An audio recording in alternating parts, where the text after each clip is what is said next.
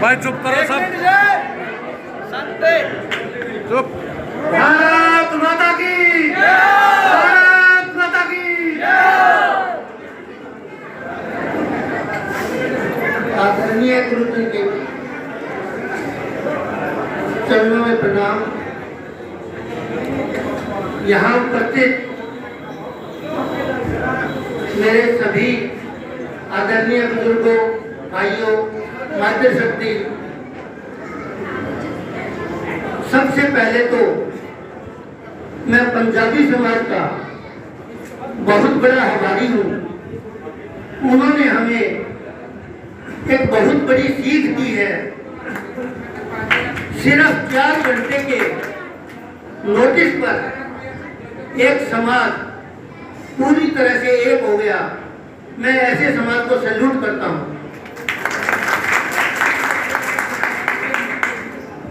अब बारी है हमारे अग्रवाल की। हमने ये देखना है कि क्या हम उनकी तरह एक हो सकते हैं या नहीं हो सकते। एक हो सकते हैं या नहीं? हाँ जी, हाँ जी। जो लोग मेरी बात से सहमत हैं हाथ उठाएं। धन्यवाद। इसके बाद मैं अपने समाज से, चाहे वो मेरा अग्रवाल समाज है चाहे जैन समाज है, मैं माफी मांगता हूं कि जाने अनजाने में अगर मेरे से कभी किसी भाई का दिल दुखा हो, किसी को कोई दुख पहुंचा हो, तो मैं माफी मांगता हूं।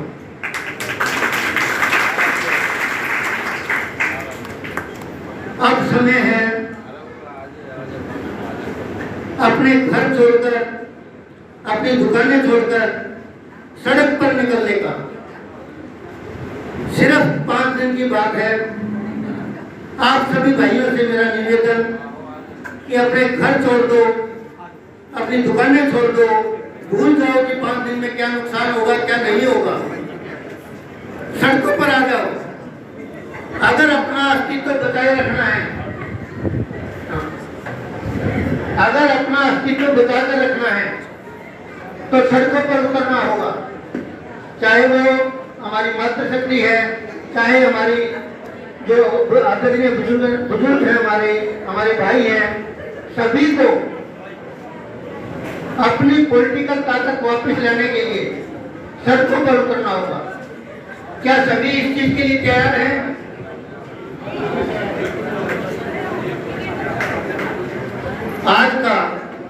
आज की सभा का जोश देखकर, आज की इस सभा की उपस्थिति देखकर, जो चेयरमैन का रिजल्ट है या म्यूनिसिपल कमेटी का रिजल्ट है वो तो 22 तारीख को आएगा, परंतु आज हम सब ने एक चीज में जीत प्राप्त कर ली है कि हम सब यूनाइटेड हो गए हैं, एकजुट हो गए हैं। और ये हमारी सबसे बड़ी जीत है। जो समाज इकट्ठा रहता है वो हमेशा जीतता है, और जो समाज अलग अलग हो जाता है वो हमेशा हारता है।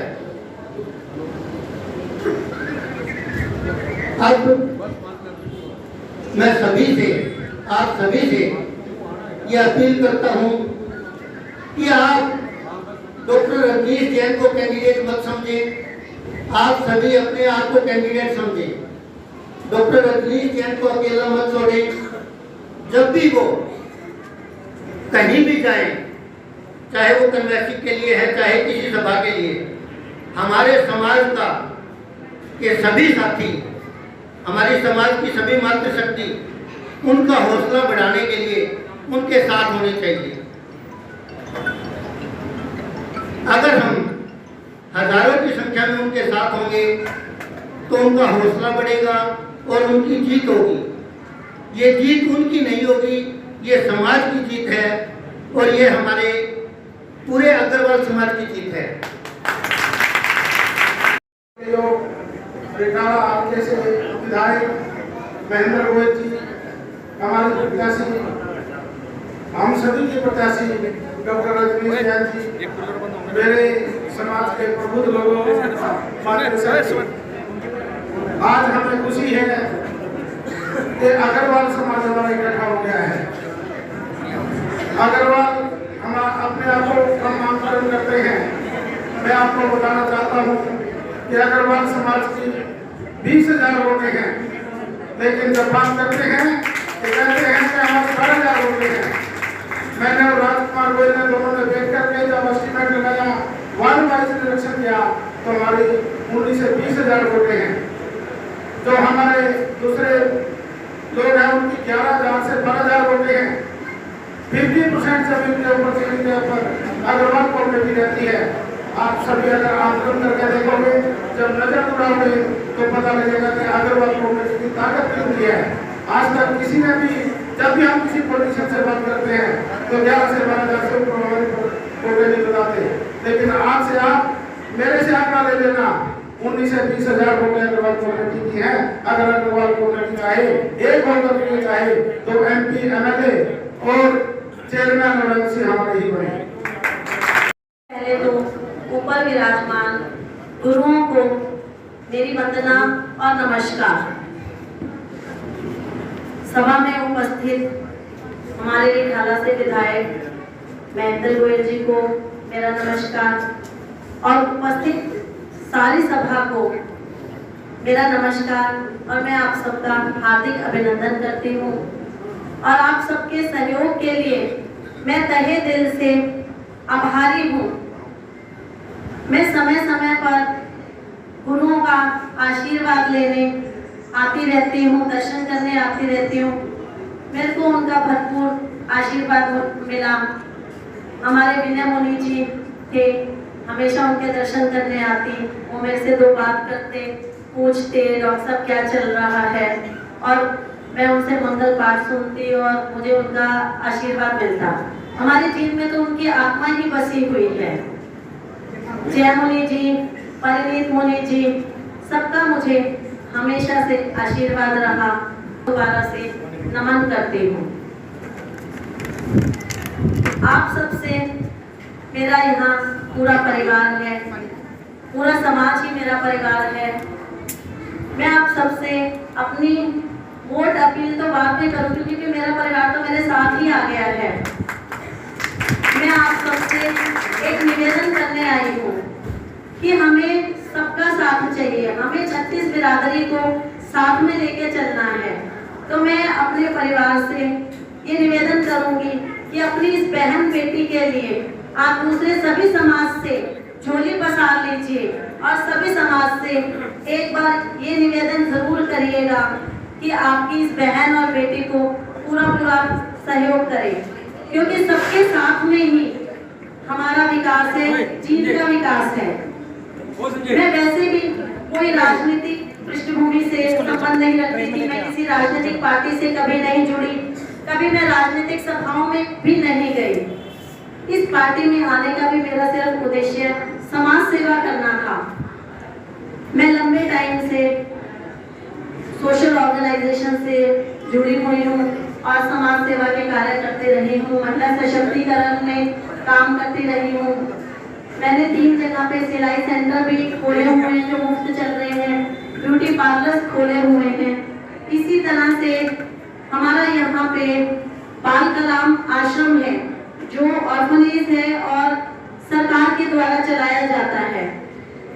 मेरे पास पीछे रिक्वेस्ट आई कि आप अपनी सोशल ऑर्गेनाइजेशन की तरफ से वहाँ जो लड़कियाँ रह रही हैं उनके लिए अपने खुद के खर्च पे ब्यूटिशियन और सिलाई की टीचर प्रोवाइड कर दीजिए।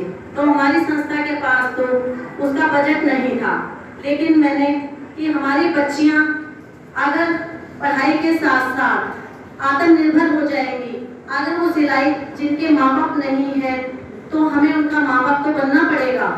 तो मैंने वहाँ पे एक ब्यूटिशियन की व्यवस्था की जो अभी भी चल रही है। ये बाल कलाम आश्रम यहाँ पे जो हमारा हर्बल पार्क है उसकी साइड में है। वहाँ पे मेरा सिलाई सेंटर भी चल रहा है जहाँ मैंने टीचर की व्यवस्था भी की हुई है और ब्यूटिशियन के कोर्स के लिए जो भी सामान लगता है वो मैं अपनी तरफ से देती हूँ। तो इस पार्टी में मुझे लगा कि अरविंद केजरीवाल जी भी समाज सेवा के कार्य में ही जुटे हुए हैं जो दिल्ली में उन्होंने शिक्षा के क्षेत्र में काम किया, स्वास्थ्य के क्षेत्र में काम किया, महिलाओं की सुरक्षा, महिलाओं के लिए मुफ्त यात्रा, गरीब परिवारों के लिए 200 यूनिट बिजली मुफ्त की उन्होंने। आप पढ़ने के बाद क्या करेंगे वो बताओ। मैं बताऊं?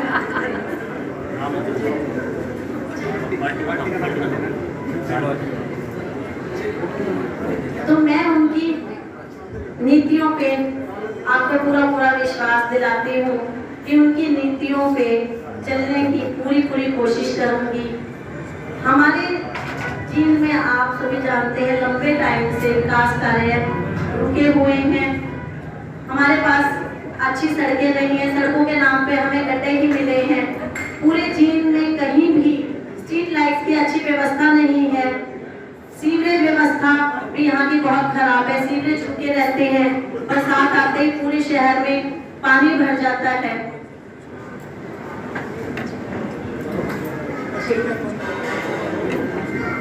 तो मैं आप सबसे यही निवेदन करने आई हूँ कि मैं आप सबके साथ मिलकर काम करना चाहती हूँ। मैं पूरे समाज को साथ लेके चलना चाहती हूँ। तो आप सिर्फ मुझे एक मौका दीजिए चीन की सेवा करने के लिए। मैं आपको किसी को निराश नहीं करूँगी। मैं तन मन धन से चीन की सेवा करूँगी और चीन के विकास कार्यों में अपनी आहुति दूंगी। मेरा आप सबसे निवेदन है कि आने वाली 19 तारीख को आप ज़्यादा से ज़्यादा संख्या में झाड़ू का बटन दबा के अपनी इस बहन को विजयी बनाएं। नगर परिषद के हत्या में एक और आप सबको मेरी महिला शक्ति बैठी है, मेरी मातृशक्ति बैठी है, इनके लिए एक घोषणा मैं और करने जा रही हूँ जिसका नगर परिषद से कुछ लेना देना नहीं है। मैंने निर्णय किया है कि मैं जीवन पर्यंत आज के बाद मेरी महिला शक्ति चाहे वो किसी भी वर्ग से है, चाहे गरीब है अमीर है, मेरी ओपीडी उनके लिए मुफ्त रहेगी। मैं कोई किसी तरह का उनसे नहीं करूँगी।